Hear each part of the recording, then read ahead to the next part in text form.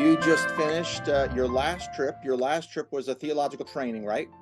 Not an Yes. NHGM. So No. how did it go? How many people were there? The church that we were to go to is in the interior, and it has been raining quite heavily. So we didn't have access to that church, but we quickly had another church that was set up. And we had around 70. On the first day, we had actually 75 people. And on the second day, we had around 110 people. Wow. And then on the day that we arrived, we had community dialogue with a few women who are married in that community but are not Maasai, because I wanted to get their perspective of the culture and traditions and how they have managed to stay married in that culture with all the things that go on in the culture. So it was an interesting conversation, eye-opening. So these ladies are taking up the role of talking to the women in the community to change their perspective on how they do parenting, how they bring up their girls, what is different in their community, and they can borrow it and do it in the Maasai community to help especially the girl child come up and reduce the teenage pregnancies and end FGM. So we actually raised good change agents in that conversation. And then they talked about marriages, and for them who are married in the married by Maasai men, the Maasai men have not gotten the second and the third wife and the fourth.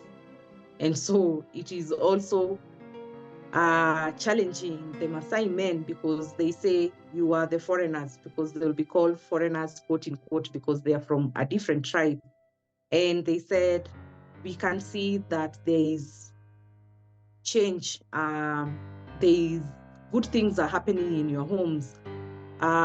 You guide your husband, you talk to your husband, and you give them development plans, and they implement, and we can see the change in how they have grown, in how your homes have, in building, in investments, and all that.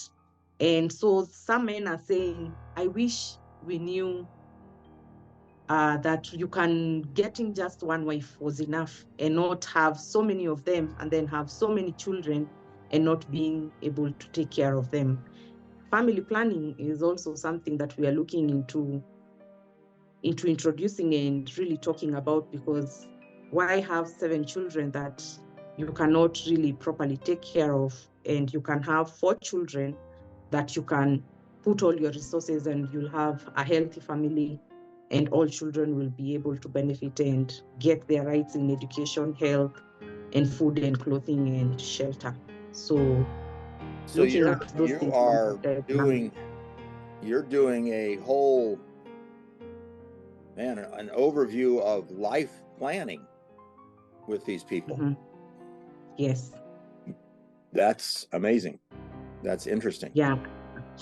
It's interesting because I like how you have allowed us to just use the message, because it's just from the story of Gehazi, Naaman, and when we look at Elisha, when we just looked at that story basically, and I told one group, read the story, then tell us what you find out about Gehazi. Another group about Naaman, and the other group about Elisha. And at the end of it all, they all come up. Actually, now I have realized we never get really the same answers, because now these ones went a little bit deeper, and they were like, Gehazi, yes, he was a man of God, but he was greedy. He lied. And he used his gift not in the right way. And then when we get to Naaman, he's a man of faith. Even at the beginning of the story, where he was making excuses, saying, why doesn't Elisha come to me? But at the end of the day, there was humility, because he just agreed to just go to the river to wash his body 7 times. And then Elisha, and how he was a man of God, he was a prophet, and he dealt with Gehazi. There was a disciplinary action. There were consequences to what Gehazi did. And the question I normally ask them is, do we see ourselves, or at some point, are we one of the characters in the story? And most pastors will say, I think at some point, I have been a Gehazi. I have taught the word of God in a way that is selfish for me, to draw things to me. Yeah. Is this your first time at this church? Yes. No, the second time. We have been there for Project 97. Okay. Yeah. So they're But open to you as a teacher because of Project 97, and your reputation goes before you because other villages talk about you and your teaching, I assume. Yes. So what would you say was your greatest highlight? My greatest highlight was the multiplication bit, and it just fell into place in a very easy way. And they were like, the youth, the young men, they said, why don't we keep our groups the way you have just grouped us? And out of the groups that we have for the people who didn't come, we'll just break into smaller groups for the people who attended, and we can be mixed up and we can continue learning this. Because they were like, can you come back again next month? And I was like, no, next month. I was like, why don't you come to Zion? That's where we'll be, and you can learn more from there. So it's a good way to open up for them to actually own the multiplication and discipleship among themselves. And one older lady, she is old, but she kept writing notes. She was referring to her Bible, and she was very excited. And she was like, I think before the Lord calls me home, I can be able to leave something that is substantial to my generation and to the children in my homestead. So for me, that was one of the highlights. So was there a second highlight? My second highlight was the youth, the young men. When we talked to them, the issues of menstrual hygiene, they said they shared about what really scares them. And they said no one really has given them the proper information on what to do when a girl is on her menstrual periods, and also what the girls, because we asked them, what is it that you can tell the girls to help you understand what they go through, and what you would also want the girls for the girls to understand, so that you can be able to help them more. And they said, with proper information, this is the information that they would like to know, because eventually they will be dads in the future, because it was a mixed group of young men, some young men who are married and others who are not married and others who are still in school.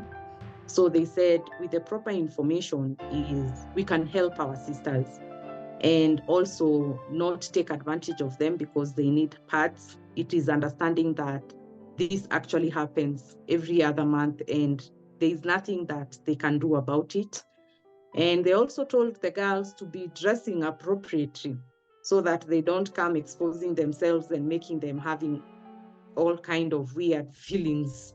And they were open about it because we talked in an open space. So for me, just seeing that they are being open and keeping an open mind in learning, and not being embarrassed about their menstrual health, and also knowing that eventually at some point, even if they had money, they can just give maybe for their sisters, for their cousins, to go and get a pack of sanitary towels, in case the ones that we give, they are not dry, or there is an event, then they are open to it. So for me, that was a highlight, seeing young men being open to support young ladies and their mothers in their menstrual hygiene journey.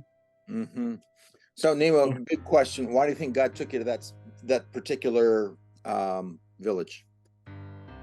For this village, I could see the hunger in knowing the word of God in a different way, because we have realized, yes, the pastors teach the word, but they only teach the word in a selfish way. Because even when we have different leaders, who are invited from different churches, they will say, we've never really heard the word of God in this way. We've never really known our salvation journey. It is not by our works. It takes the work of grace, but I also have to do things right and in the correct way, even as I earn the grace of God. But also the deeds that I do, they also bear fruit, good or bad. And that is where my rewards will be. When we get to heaven, how will my crown look like? They've never really been told to think of the future, the eternity. Nobody really teaches them that. We only taught about the here and now, what we get now. And that is the phrase that you say, deny now, gain later. Or you have it now and later you will not gain anything towards what God has called you to.